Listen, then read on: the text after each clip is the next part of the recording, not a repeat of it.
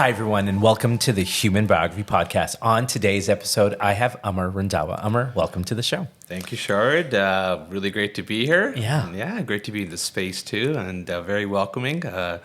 And I appreciate you, Sharad, for telling the stories and sharing those stories. And thank you. So I'm super grateful to you, my friend. Well, you have a beautiful story. Like, I've known you for over 30 years, and your evolution into where you are today is really beautiful. And I think that story needed to be told. And I think brother to brother, having opportunity to have conversation and dialogue, being vulnerable, being open, is a great gift. And I want to talk about what you do today and who you help today, because it's so important.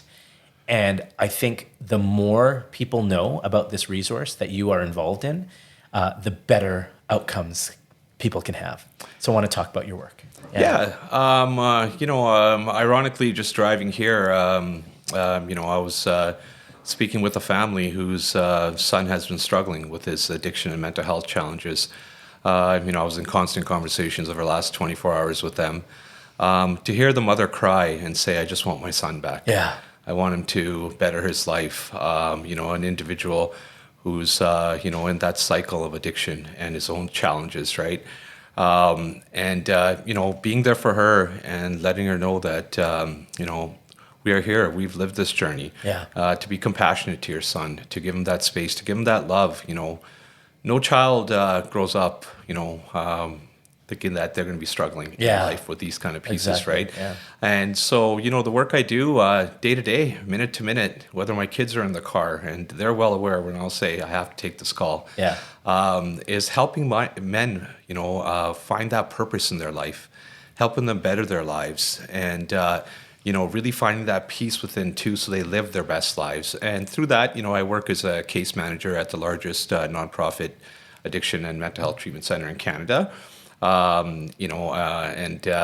I smile because that work, when you see somebody so broken coming in, so depleted, giving up on themselves. That's right. And then finding that purpose and self-love, right? Yeah. And outside of that, I also work as a recovery coach and a mindfulness-based stress reduction facilitator as well, too, with hundreds of men across BC and even Canada. Yeah. How did you get to this place? Tell me about your journey. Well, my journey, Sharad, I was reflecting while I was driving here, and as you said, 30 years, and That's right. I still remember when you were on, those TV shows. I used to host television, Right. And me, myself, I had a long career early on, got involved in politics, community service, many iterations of pieces in life, and in that, even spent time in Ottawa, where I worked for Deputy Prime Minister of Canada. Yeah. But I always struggled. I struggled, since early childhood, I can say, in my formative years. There was a journey of life that I went through, and in that, never really talking about that. You talked right in the onset about being vulnerable, about being able to talk about our emotions. But you know what, Sharad, as men in a certain generation, I would say we were conditioned to bottle that stuff up and continue on. And I did as well, too, without addressing some of those pieces in my life, which eventually turned to some negative coping strategies and negative behaviors, right? Yes. Yeah. I think it's a very good point. Growing up, I remember there's a large group of us that all grew up around each other. We grew up in the same city, aspiring for great things. And when good things happen for you, you think, oh, life's good. This is where we're supposed to be. I'm going to go out, be social. In the daytime, I'm going to have a great job. At nighttime, I'm going to celebrate, have a good time. Life is good. What could be wrong? I'm making money. I get to travel. People respect me. And then behind closed doors, there's some tough things that can happen. And we think that success needs to supersede our happiness or our actual growth inside. And we never looked inside. I mean, I'm only starting to learn about what that even means.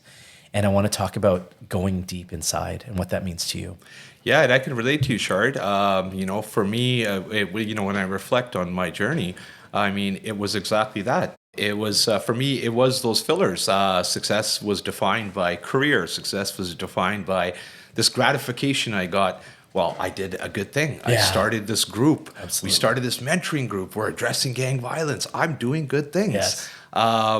Success for me was defined by I was supposed to be married. I was supposed to Yeah. have kids. I was supposed to have all these things. Yeah. But inside of that, the intrinsic piece, that meaning and purpose, I couldn't define myself in those. I couldn't find that in that deep down place, where it was never at peace, right? Yes. And so I couldn't, I wholeheartedly, that is probably one of the biggest pieces is for me was in my journey, and that I share with men is to not define yourself by the external pieces.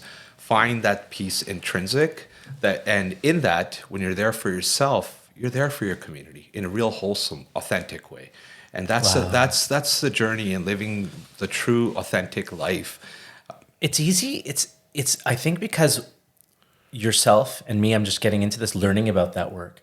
How does someone enter into that work to really learn about themselves? I wanna go deeper into that because I feel like there's no real conversation that really starts it out, especially because unless we're uber vulnerable and if we're in the right environment. But how does somebody start going on the path of self-love, discovery of ourselves, and just even being gentle with ourselves?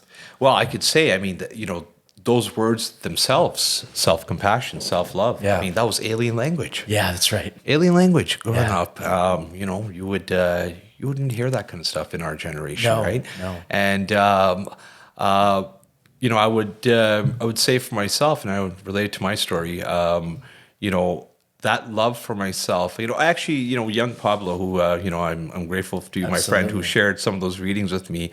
He said, without self-love, it's like building a home without a strong foundation. Yeah. And really having that deep love for care for ourselves, Yes. really connecting, in there, without having those external pieces that defined that and filled that, right? And it's a journey. It is Yeah. truly a journey. And at times I have to catch myself as well too, to be kind to Sure. myself. Sure. To allow myself to feel these emotions that I might be going through, and Yeah. and it's constant, brother. And What are the steps when somebody comes to you so broken, actually like has no resolve, actually is at their last point? What are the steps for them to move forward? And how do you work with somebody like that? Step one is acceptance. Yeah. Step one is Wow. genuine acceptance and surrender. When we genuinely surrender to the fact that we have a struggle with this piece, or we're Yeah. powerless over something, That's right. whether it's substances. Step two is the willingness. I go back to the story about this mother I'm talking to here. The son, I've reached out to him, but he's not willing right now at the moment. He's not even at acceptance Wow. right now. And sometimes, Wow. it's I will share this with you. I say this in jest too, but in reality, for a lot of us, we're too smart for our own good. Yeah. Sometimes it's just listening and taking somebody's advice, taking their guidance. Yeah. Looking at that person who's gone through this walk, right? Yeah. And but everyone has their process. Yes. It truly is a journey, not the destination. And for some, it's many iterations of going to treatment. Right. For some, it's many iterations trying things on the outside. For some, it comes down to, completely burning it down. And when I say that, you are losing everything, second by second, but you're losing yourself. And yeah. Wow. I think surrendering is a big piece to say that, yes, I need help.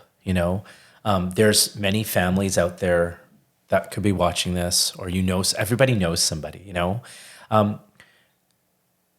What is intake like for you, and how do people get in touch with you? And let's talk about the work that you do, and let's talk about the center. Yeah, we are, like as I mentioned earlier, we are the largest in Canada there. So we have over 360 men at any given time. Wow. Who are in our center, and so they'll reach out, families will reach out, and we'll start the process. And it's very holistic. Different modalities that we have, from mindfulness to different therapies. We've got over 25 master's level counselors who work out of our center as well too. But getting them there, providing that safe space for them, letting them know it's okay. not to suppress your emotions. That's right. The work here is learning to manage your reactions. And that's, the bread and butter of a lot of this, right? That resistance towards what we feel and then turning towards these negative pieces. And I'll tell you, Sharad, there are hundreds and hundreds, thousands of beautiful stories of individuals who've been either in the downtown east side or just family men, just like yourself and me, and who have turned around and bettered their lives and lived their best lives. But I mean, essentially from day one when they come in, we have a wraparound approach from physical fitness, dietitians, nutritionists, case management, counseling, and giving them that community. And I will share this with you. Single-handedly, I think the most important thing is a lot of times when you're in struggles, you're in isolation and you are by yourself. But, I do want to say you're never alone. I mean, there is a army of brothers, who have walked this path, and we support each other. We lift each other up. We have fun. We live a life, in sobriety. But that word sobriety is also a word too. I really relate it to just living your most authentic life. And in that, you have a group of individuals. I mean, myself, Sharad, I travel. I engage individuals to come on the seawall. Let's go to sports games. Let's go to concerts. Yes. You have to fill your spirit as well, too, right? Life doesn't stop. It shouldn't stop. And I think that's what people think is that if I'm going to give this up, what else am I giving up? And I think that what people need to realize is that you're giving yourself a full life. I think that people struggle, and I think people don't want to admit it. Even family members of people don't want to admit it until it's like rock bottom. It's interesting. You mentioned there's about 360, 350 people, and that number doesn't change. It gets like that. Is that capacity for you? We're at 99% capacity. We've got about 50 people on wait lists. Wow. And and in fact, we've got 36 houses across BC. We're opening up more as we go. We got municipalities reaching out to us. We're in partnerships with Niska Nation, various First Nations around British Columbia and Canada, for that matter, unions, employers, right? So it's nonstop. I think that's another thing that I wanted to bring up. You are there was a day and age where, people wouldn't talk about this at work. They'd be like, oh, did you hear that person's not doing so good? Or they'd be like shudderings of that, when I was really young, and I was like, oh, what's going on? Whereas now people are like, this is what I'm struggling with. Yes. This is where I'm opening up. I think those conversations from both employers, government, and society, to be vulnerable, let them know that I'm not doing well and I'm not okay. And that having someone like you on the other side to be there, here, I'm here to hold your hand. I'm here to welcome you. I'm here to show you that there's a life. And I think that's what we need to express to everybody is that you're not alone. If you're going through something, there is a resource. How do people get a hold of you, and how do people do families just call you? Nonstop. Nonstop. But I'm happy you brought that up. Luckily we are in a generation and a time over the last decade where younger and younger individuals or parents are starting to see mental health challenges with their kids, or employers are starting to catch things. And, I now say to guys, when I went to treatment, I went to treatment a few times, but that time I wasn't willing. Yeah. I was doing it for all external reasons, whether it was my job, whether it was family. But I do say what a luxury it is. You're allowed to detach from everything and work on your pieces. Shift your perspective. And I'll tell guys, a lot of guys come in and it's natural. You have anxiety. You think this is punishment. Of course. But in reality, I mean, the world is racing around out there. And you have a chance to breathe, Sharad. You have a chance to get all this encompassing support to work on your pieces. I think it's also, listen, I've come and visited the center and seen your work there. It's a community, and literally it's called Together We Can. And I think that idea of that you're not locked in a room. You're free to come and go, but you have somebody always there to support you. Yeah. And I think that's always, what I've learned in life is that we all want to be included. When you get left out of something and you kind of don't get picked first and all that kind of stuff happens to you. and coping mechanisms or conditions in your life as you get older change, and they could become detrimental to you. And so we don't know how to cope with certain things. And I think what you're offering people and what you're showing people is that we are together, you are included, and you're important in this whole process. I agree, Sharad. And I look at your beautiful mural up there, love. Yeah. And Yeah. everyone deserves to be loved. And that is the single-handedly one of the most beautiful things. You'll see some of the hardest men who've come in situations, early childhood trauma that I can't even begin to tell you, and situations that would be mind-blowing to some. Sure. And after a few days, they cry and they break down and they release all those pieces because they finally feel that love and they feel supported, right? And therein starts their journey. Therein starts that journey of truly being vulnerable, truly, being able to look at somebody and say, "I see you." Yes.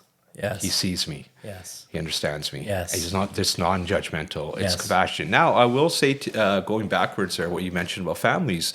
I come from the South Asian community, and for me, one of the biggest struggles was that ego, the pride, all those pieces that I felt that I would dishonor my family, or I would dishonor our name, or all these pieces that made me continue to struggle longer as well too. So in my community, I do go on radio programs. I'm pretty open about my struggles. I do have a past history in the community working on the other lenses. Absolutely. So coming forward and speaking about my struggles has opened up these gates for individuals to come to me and be like, "Hey, I'm going through this as well too." Yeah. And for me to say it's okay. And the moment you're not validated by external pieces and external validations, I tell them, is when I had to truly walk in peace and in my own power and reclaim my own power, right, Sharad?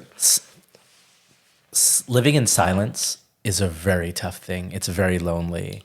And what you've done is your organization and your work has enabled people not to have to hide anymore. And people are just like done with that. They're sick of that. And then the opening. So I want to actually go deeper. Tell me the type. If somebody out there is struggling right now, what are all the types of people you can work with? Number one, if someone is struggling, reach out. If someone is struggling, I put I give out my cell phone number. Call me anytime. And it doesn't matter what time, it doesn't matter what day, I will pick up. I will get back to you. And then from there, some people are not ready for treatment, inpatient treatment. So myself, I am certified as a recovery coach, and also I'm trained in different modalities as well too.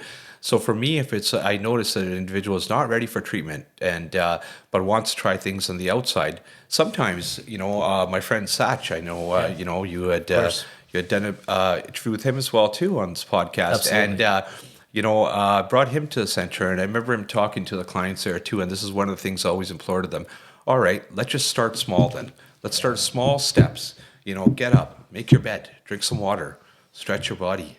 Let's learn how to do a little bit of meditation. Absolutely. You want to go to the gym? You know what? I'll pick you up and I'll take you to the gym. Yes. Small things make a huge impact. So to answer your question, there could be individuals who need counseling support.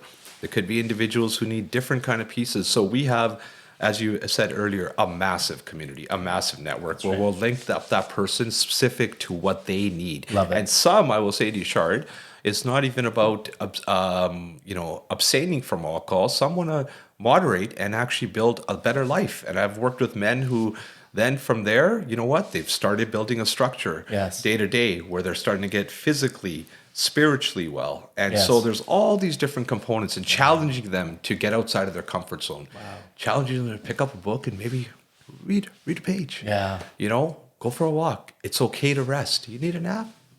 Take a rest. Yeah. Sometimes we have to sit in our own silence as well too. And in that Sharad, you go into those deeper places, right? Yeah. But, yeah. I think we're all needing mental breaks in our life, right? And when people are in an environment where they don't have that, there are places like Together We Can where they can go. I think the reason that there's so many men coming there is because this is a necessary thing in our society, right? And so whether it's government funding or private funding, this is necessary to put more resources to. How can the community help you? Well, you know what? The community can continue raising awareness. The community can continue being there for their loved ones.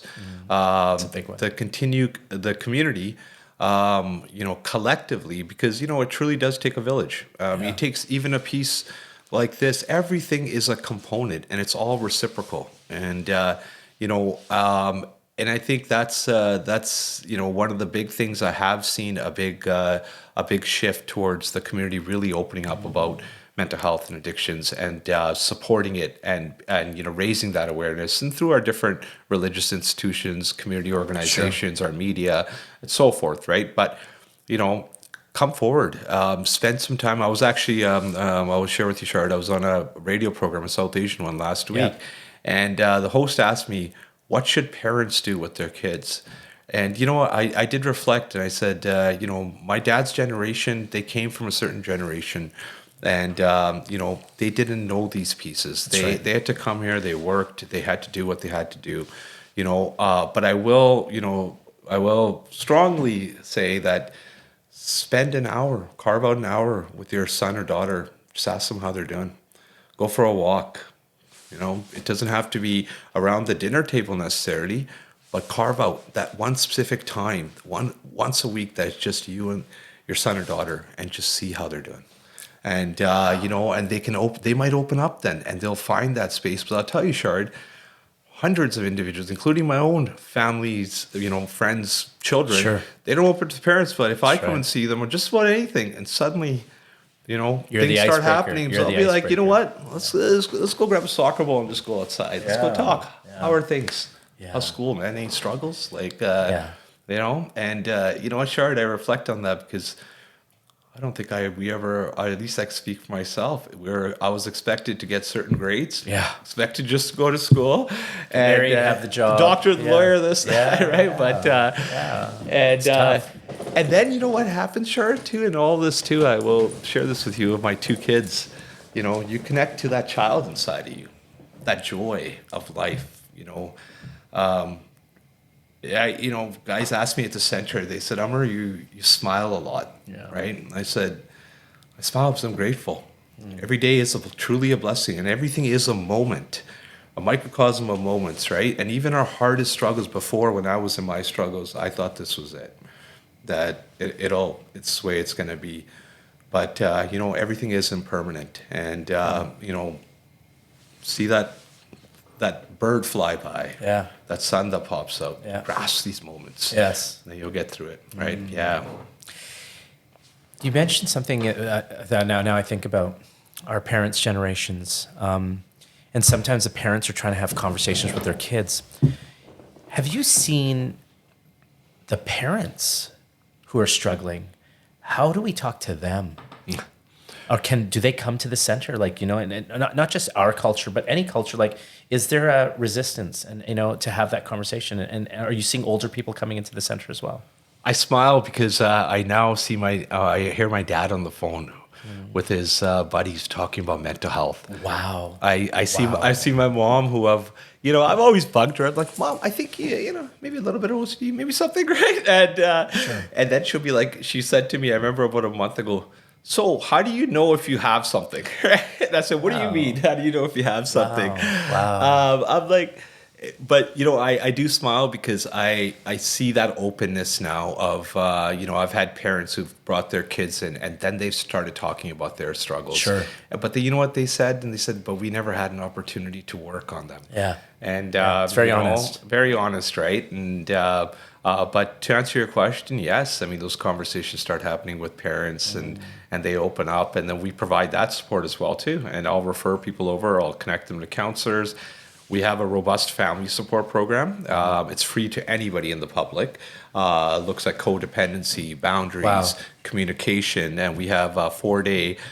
For 4 days in a month, we have it run via Zoom with our counselors and our group facilitators. Amazing. I'm on it as well too. There's all these different components, right? Do you have a favorite story? I mean, must be many. Oh man, there's so many. Yeah. But I will share this one today because this happened today as well too. There's an individual, and I smiled when I saw him today because, he moved on from a certain role into a different role, and his name is Matthew, and I just looked at him, I smiled, and he goes, "What's up, Amar?"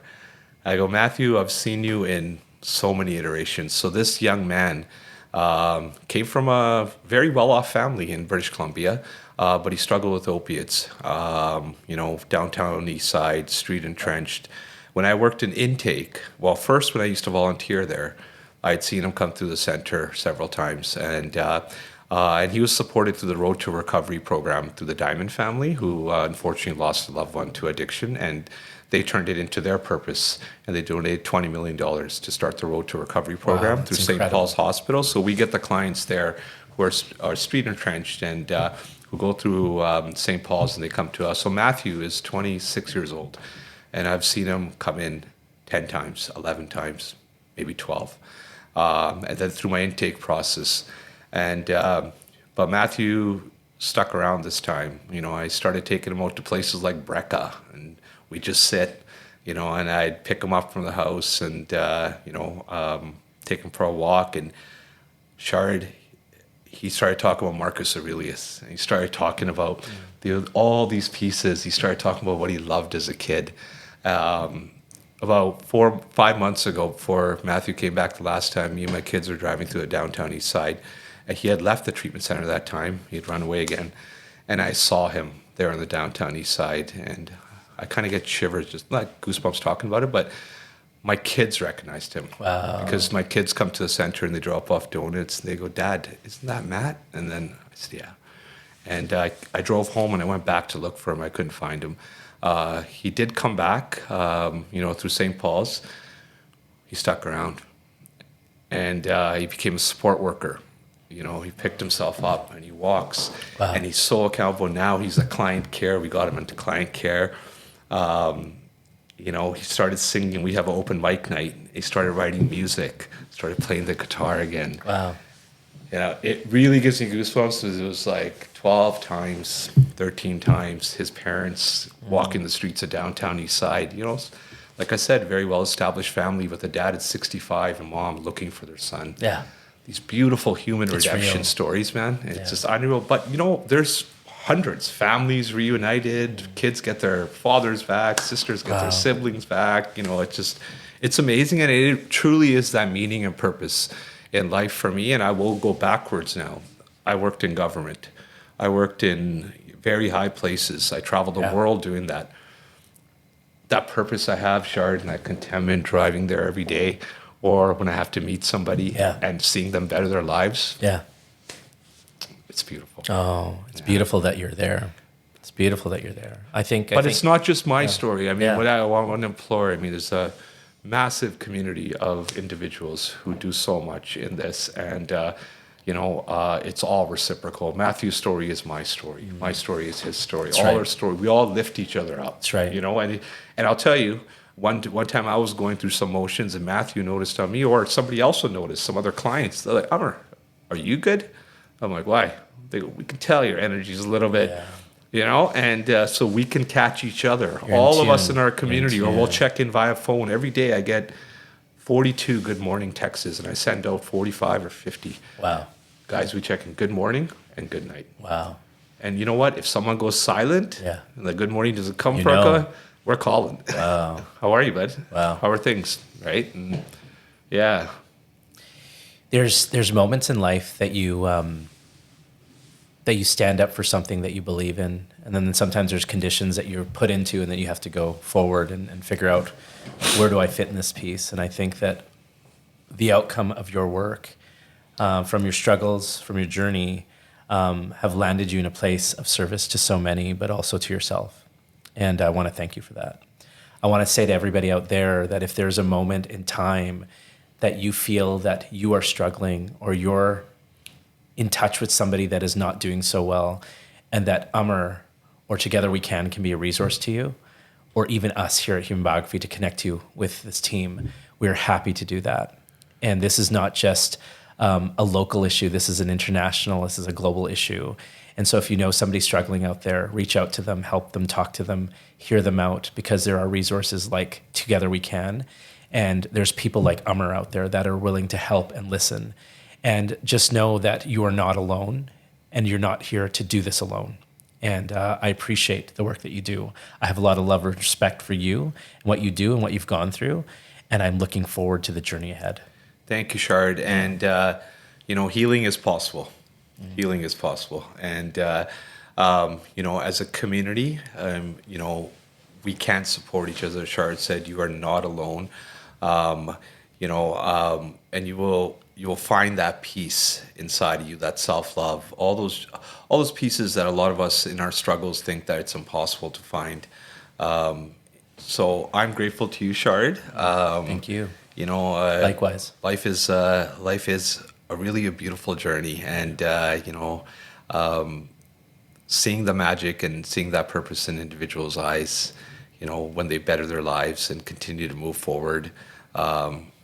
There's nothing more beautiful, Sharad. But wonderful. Thank you for the space and everything you do as well too. Telling those stories and sharing those stories is so important. It's critical, and you have that platform, you have that voice as well too. And I wanted to say I'm very grateful to you, Sharad. It's a privilege. Thank you. Yeah. Thank you for all that you do. Beautiful.